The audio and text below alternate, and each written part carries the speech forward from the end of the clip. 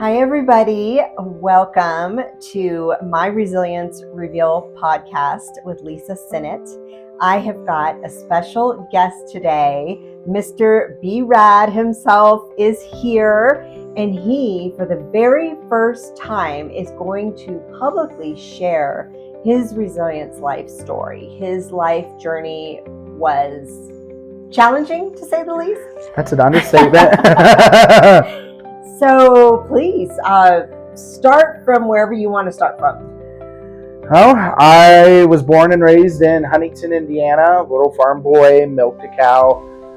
Been at funerals since I was 2 years old, so experienced death extremely young. My parents thought it was going to help me knowing death and going to funerals because I met my great-grandparents, and it didn't help. When I was 7, my dad died in a motorcycle accident, so this year in July, when I turn 36, I will be 10 years older than my father, and next year be 30 years older than him. And makes you realize just how short life really is. When I was 9, my grandpa, my dad's dad, took me out on a walk, and we used to always go for walks. And he told me this was going to be the last time I saw him. And I said, "No, Grandpa, I'm saying the last time I'm going to see you, I'm spending the night with you. I'm going to see you tomorrow." He said, "No, I'm having your mom come pick you up. This is the last time you're going to see me." And then he committed suicide that night. Oh my And I, for years, if I thought to myself, if I would have just done a little bit more, if I would have fought to stay with him, like I could have done something. And it took 20 years to accept that there was absolutely nothing I could have done with that. Yeah, it sounded like he had his mindset and he was saying his goodbye to you. And which I've accepted that it was his way of what he thought was right.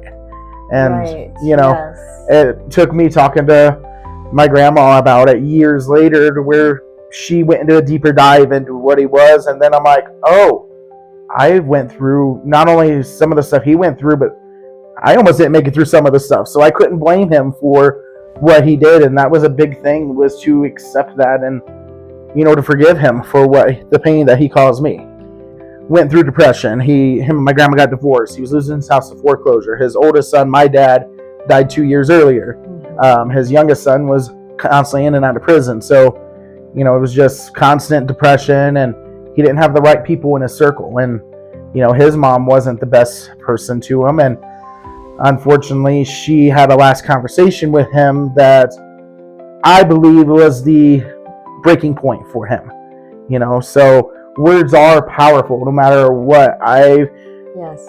Even had a point where I told my cousin to go F himself. No one gave a crap about him and used harsher words than that, and he ended up committing suicide. And I started blaming myself for that because it was my words that I felt were the final words that cut him. And so words can be so good, but they can be so powerful too, and destroy someone. And that was never my intent. So I always now watch what I say to people too. I went through a lot of depression because I was a goody two-shoes. So I went through a lot of suicidal thoughts, suicidal attempts. My ex, John, had stopped me from killing myself in the car twice. I had waited till he went to sleep and went in the garage and started up the car to try to go just like my grandpa did. And both times, he somehow woke up and opened up the garage door in time and saved me. And that was, something that then led to me and him both getting on our drug path together and using the drugs to numb that pain. I figured that was the easy way out. It was the most peaceful way I think I could do it. Is, when you are doing with the carbon dioxide, you fall asleep and you just go. And so I would play my dad's favorite song, "Here I Go Again" by Whitesnake. And good song. It's now a positive song for me, but at the time that was the song I was using to exit my life. Oh, wow. It was 2013 that I dabbled in shrooms for the first time, and I had an out-of-body experience, and I had a communication with my father. And after that, I stopped being, suicidal like that. 2 years ago, I did have a guided shroom trip. So I went on the drug path. I did spice a lot. What is spice? Fake marijuana. Okay. It's that K2. I don't know any of this. So. It was stuff that was popular. It used to be legal. You could buy it at gas stations, and they finally made it illegal. I love Percocets. Clotopens were my favorites. I've injected myself with morphine. The second time I injected myself with morphine, I almost OD'd, and I did the, touch, feel, what am I touching, what am I feeling? I grounded myself, and that is what I believe saved myself, because I was able to ground myself, get my body to calm down, because that was not a good feeling with it. Right. I've done heroin, meth was one of my favorite ones, done cocaine, you name it, I've done it. So never had a good relationship with my mother. We're still working on it. Didn't have a good relationship with my family. That's why I moved halfway across the country. My ex thought he loved me and said, let's move out here and I'll accept what we are. He then left in 2016 after only being here for 6 months. I started drinking with these people that I thought was friends of mine, and there was like 10 of us drinking 2 gallons of vodka. Got me so drunk that I admitted for the first time, but it wasn't coming out yet, but I drunkly admitted that I was bi and that I loved my ex, and so they beat the living daylights out of me. I got a concussion, I have a scar on my chin, busted up my knee. I had to go to the hospital over it, and my mother told me, she's like, well, you could just beg your uncle to come let you stay with him, get out of Colorado. Well, the same uncle was an alcoholic who pointed a gun at my head and clicked the trigger back and asked me if I was ready to die. And I told him, you either blow that trigger or I'm going to beat the living daylights out of you. I told her, I said, I can't believe you're telling me that. And she goes, I don't believe you really had that situation. So kind of just stopped talking to her for a while. And then when I get out of the hospital, I'm laying in my bed. I'm super depressed because I'm out here in Colorado for the first time. I'm 6 months in, have issues with my family. Depression's starting to hit bad to where I'm wanting to end my life again. And my ex-wife calls me. And she goes, I have something I need to tell you that I haven't told you in 5 years. I said, what in the world can you tell me? What, you realize that you love me? Like, you regret losing me? Like, what? Yeah.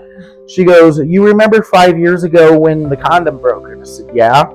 She goes, I lied to you. I said, what do you mean that you lied to me? She goes, I got pregnant. She goes, I went to the doctor. I freaked out and had an at-home abortion. And she went into great, I'm sorry, but great detail. Yes. Great detail of what happened. And this is still when I had the concussion and stuff. And I got a hold of this guy, Derek, and I'm like, dude, I'm about to off myself. I just found out that I'm supposed to be a father. Like, I'm done. And he said, I know you're trying to get clean, but come over here. Let's smoke some meth. Let's numb you up. And I went over there. It's the first time I took the bus and learned the bus and numbed myself up on meth. And then that was September 16. So from September 16 to May 8th of 2017, I was high 24/7 on meth. Not only did I smoke it, I hot railed it. I would put it in my Gatorade and shake it up so I'd be at work drinking the meth. And if I didn't have Gatorade, I'd just straight throw the crystals in my mouth and swallow it just to keep myself high. I even got to the point where I know how to make it. I know how to make shake and bake. I know what to go to the stores, and I even got at one point put on the list where I couldn't buy the Sudafeds anymore because of how much I was buying it and making my own stuff. And then I told Derek, I said, I got an apartment. I'll let you sleep on my couch. Just keep me on meth. Don't ever let me be sober. And that's what he did. He kept me high on meth. And this is the guy who got you on meth. The second time around, because I did meth before in Indiana, but I was trying to get off of it. Now, granted, I think he saved my life because I don't know if I'd be here right now if it wasn't for the meth. So she got a hold of me again in 2020 in July, and she's like, I don't get why we don't talk anymore. She's like, even when we weren't in a relationship, we've always been friends. I said, okay. I said, I'm going to have to ask you this because I had a concussion that day. I want to make sure that I remember. Did you really abort my son? And she goes, how do you know it was a son? I said, because 2 weeks prior to you telling me this, before I got jumped, I had done a shroom trip with some people. And this lady claimed that she was psychic and said, your son's trying to reach you to let you know that he's with my dad and my grandpa, and that he's okay. Like, why don't you talk about it? I said, I've never had a kid, never had an opportunity for a kid. You're crazy. You're just tripping on shrooms. Like, leave me alone so I can enjoy my trip. I went back and apologized to her for it. And I told my ex-wife, I said, so you aborted my son. I said, I want nothing to do with you. And that kind of ended that, and we haven't spoke since because of it. When I get off meth, I don't have a reason to. So I was at a meth party, and yes, meth parties do exist. So why did you know that you wanted to get off of it? Just something in my gut, something in my soul. I wanted to get off of it. Okay, so you knew it was bad for you then. Oh, I knew the drugs were bad for me even day one. Yeah, but you were trying to numb it, like numb the pain. Do with vices, right? No matter what the vice, that's the purpose of it. So how did you get the wisdom to stop? So we were at a meth party, and so we're hot railing the meth. We're day 3 in, and so day 3 of not sleeping, just being high on meth. This lady drops a bottle of Mentos on the ground, and I'm a dork, and I picked up one of the Mentos and I threw it in my mouth and said, "Haha, you got one less Mentos now." She goes, "You didn't really eat it, right?" And I said, "Yeah, I'm an a-hole, so I ate your Mentos." "Haha, you got one less one," being the jokester that I am. She goes, "That's laced with 2 hits of acid." Oh. I said, "I've never done acid before. I've done shrooms, but I've never done acid before." Oh my gosh. So I did take acid by mistake for the first time. Oh. So be careful being a jokester. Don't just grab something and throw it in your mouth. Wow. So she goes, "Well, dang it, everyone get in here. Brad's dumb and did some acid, so we all got to do acid now." So everyone's still doing acid and doing meth.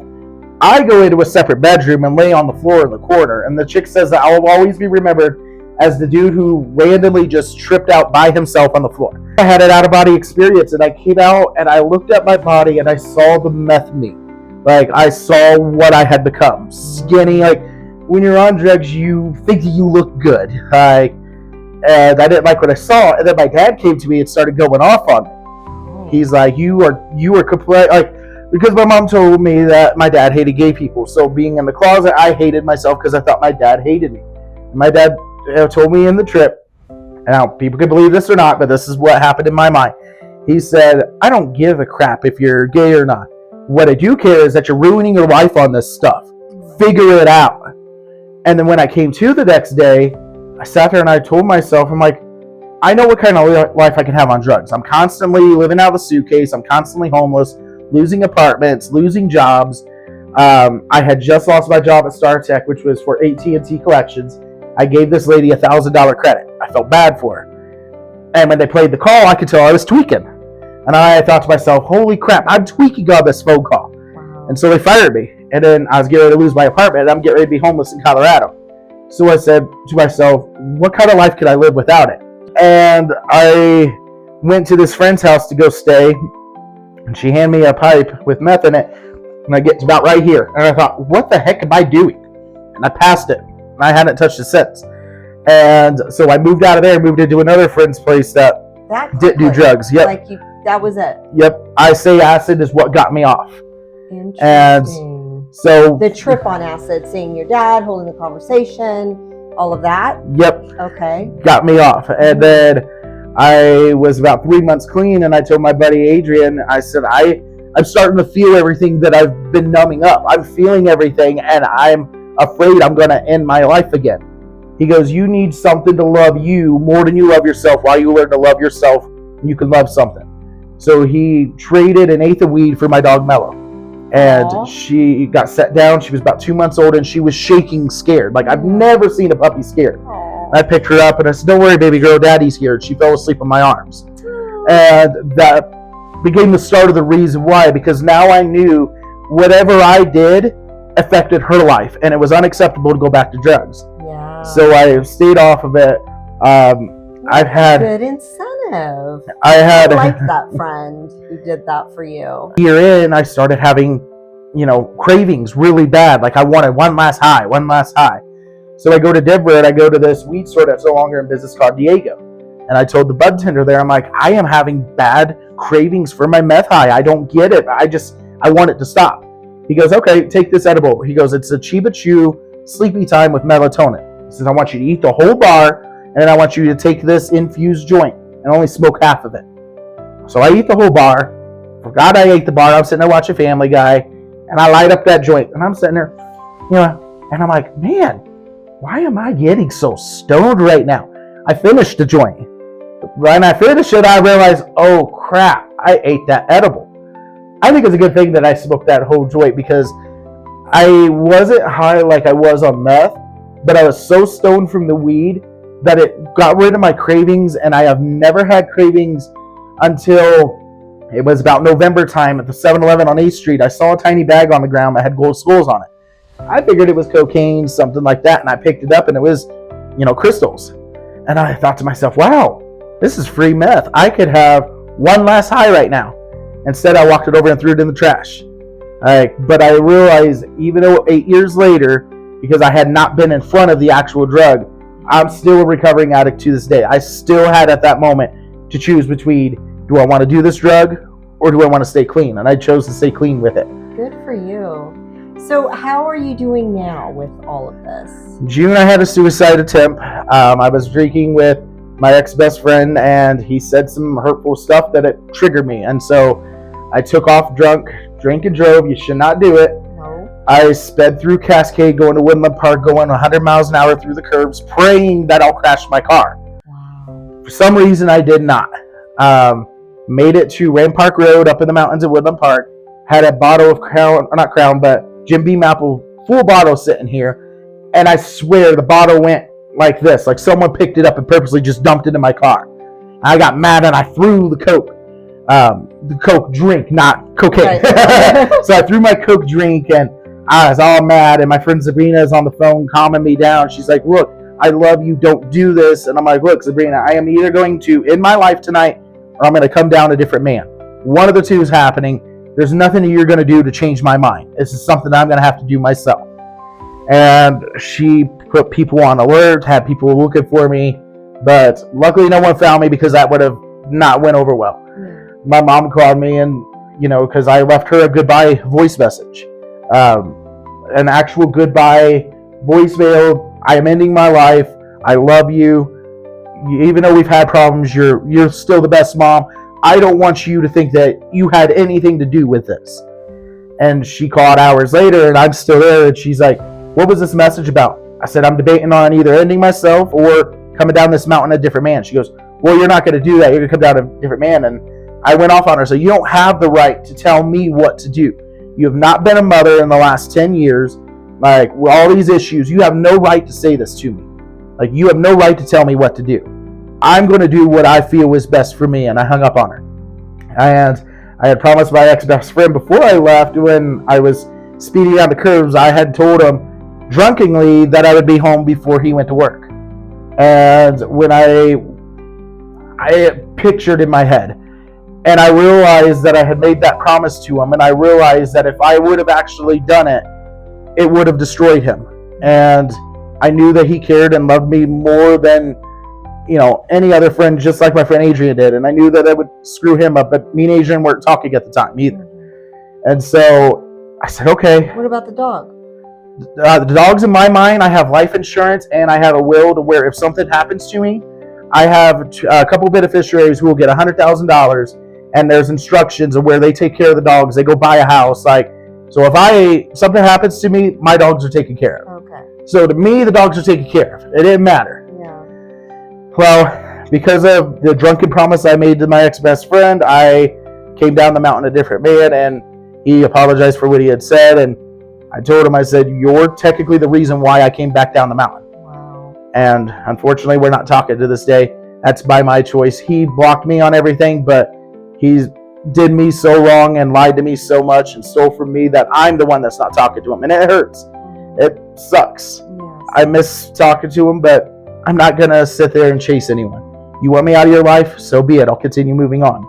So, B-Rad, you've heard the saying, be in a room of people greater than you, right? To Yep. uplift yourself and get better and grow and just all the goodness that comes with that. Have you been working on that? I feel that the radio shows really helped me become who I am, because I sat there and I'm like, I want to be something on the radio. I feel like Bradley don't sound right. Like, my middle name's Eugene, but I'm like, that sounds too old. Have you ever seen Malibu's Most Wanted? No. Well, it's a stupid movie, but you should definitely check it out because there is some good points in it. And when it came out in 2003, everyone called me B-Rad V from the Boo. The character's name is B-Rad G from the Boo. Okay. And B-Rad's about being yourself and being your authentic self. So I'm like, even though I hated it, what if I went by B-Rad? And so I went to KRDO and I said, think about going by B-Rad on the radio. And they're like, we love it. Yeah. Then I went to the In-Crowd network group, and on my tag I put B-Rad, and people were like, B-Rad, why are you doing that? And I told about the radio show, and I like it. I love it. I have now had 6 strangers that when I've said, hey, I'm B-Rad, wait, B-Rad, where have I heard that from? Small Business Showcase on KRDO? I've heard your show. Yeah. I've had 2 people want to get selfies with me because I think say I'm somewhat famous. I called one guy, the 5th person who acknowledged it, and he's like, there's no way that B-Rad from the Small Business Showcase is calling me right now about my business. I said, yes, sir, I am. And it's just crazy how much it's just helped me be me. That's so great. In July of last year, I came out of the closet as bi. Mm-hmm. No one cares. Right. All these years of being scared, no one cares. Yeah. It made me more free. I was at bingo a couple weeks ago with my friend Amber, and she's like, oh, if you do gay stuff, say what? She goes, you heard what I said, right? I said, yeah, I heard what she said. That's why I said what? But prior to July, I wouldn't have done that. So June, I had the suicide attempt. July, I came out of the closet. I feel that is how I came down as a different man. I fully accepted who I was. In May of last year, me and my ex-best friend went to Utah, and we went to Homestead Crater. Homestead Crater is a crater that is 150 feet deep with 65 feet deep water. I'm thinking like a beach. There's a little kiddie area, stuff like that. No, there's a kiddie area about the size of this coffee table right here, which ain't very big since they can't see it. And I put on this life jacket, and I'm standing in it, and it's coming up to my knees. And I'm like, okay, I could either stand here for an hour, or I could overcome this. And I'm sitting there just terrified on the ladder, and even my ex-best friend doesn't know that I was scared of drowning until that moment. And this one lady sensed my fear, and she's like, you got this. She's like, I know you don't know me, but I'm right here if something happens. You're fine. And I finally got in the water, and I'm holding on to the thing for dear life, and then I push away, and I'm floating. I'm like, wow, a life jacket really does work. Yes. And I ended up swimming around the whole thing. And do you know how to swim? I had to teach myself. Oh, so okay. I was thrown in when I was a kid by my aunt's ex-husband. Because that's how you taught kids. Right. So I nearly drowned. So I've always had a fear. He used to not be able to even touch me in water. My grandpa, he's my step-grandpa. He's now, my grandma and him got divorced, but he's still my grandpa.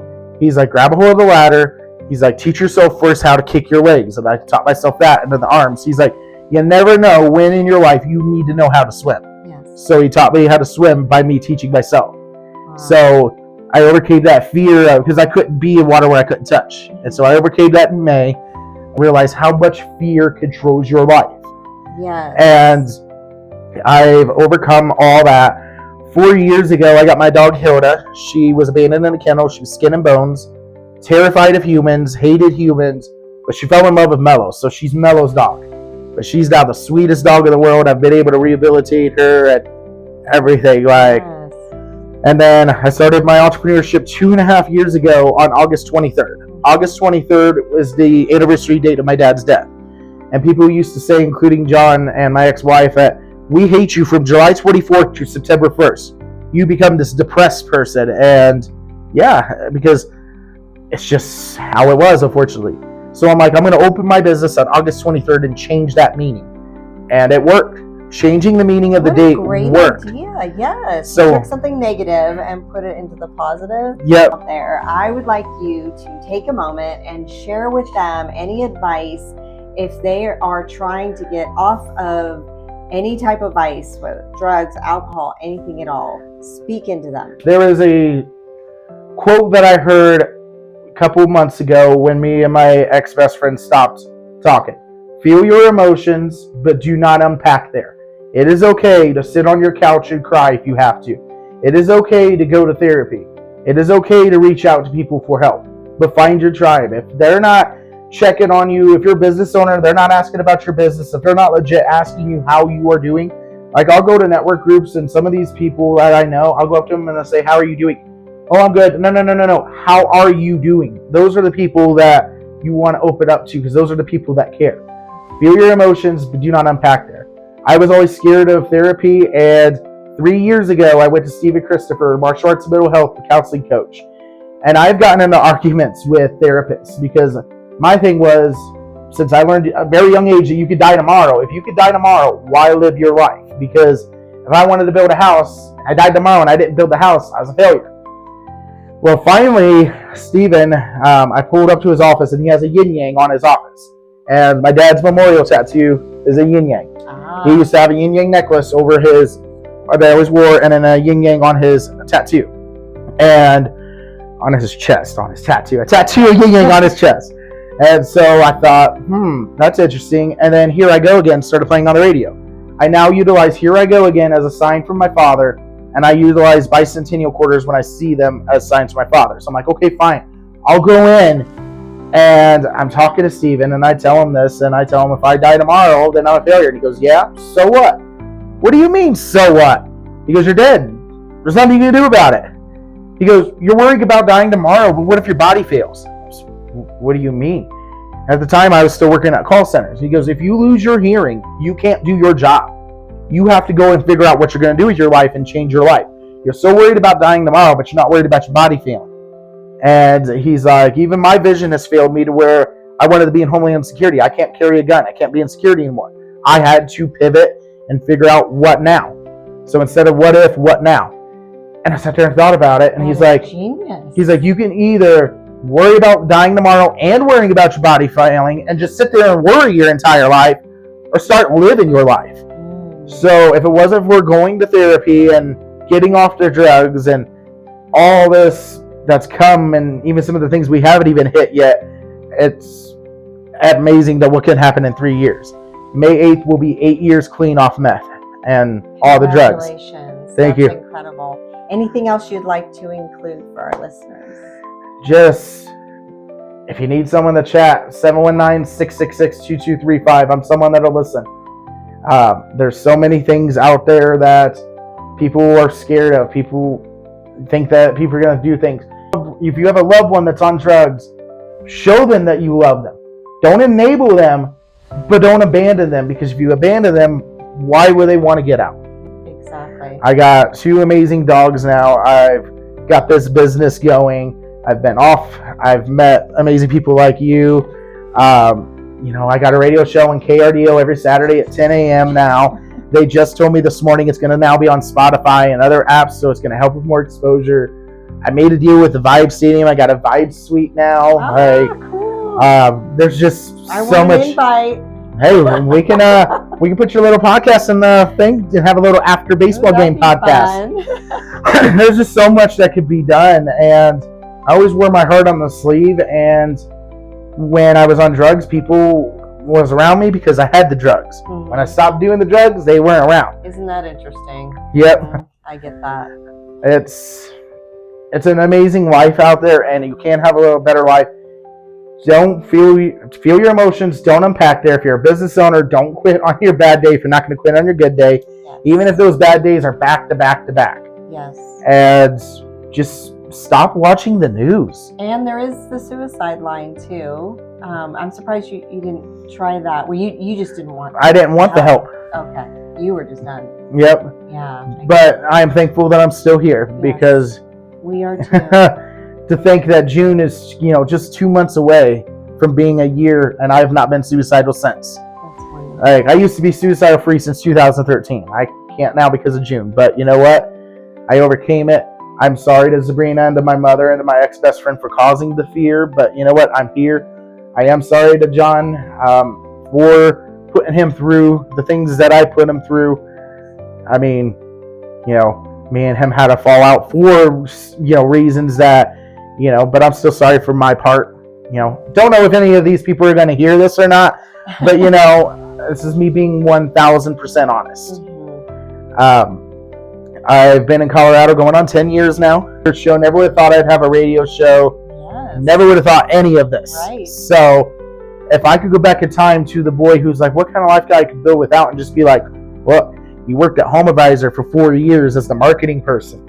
You went to Colorado Living and was the top salesperson for 5 years straight. Mm-hmm. Like, you got promoted to sales manager like you wanted, and now you went above and beyond and doing an entrepreneur salesman is what I call myself now. Yes. At this point. And it's not easy being an entrepreneur. So kudos to you and congratulations again on all that you're doing with the radio show on KRDO. It's very exciting and we're excited for you.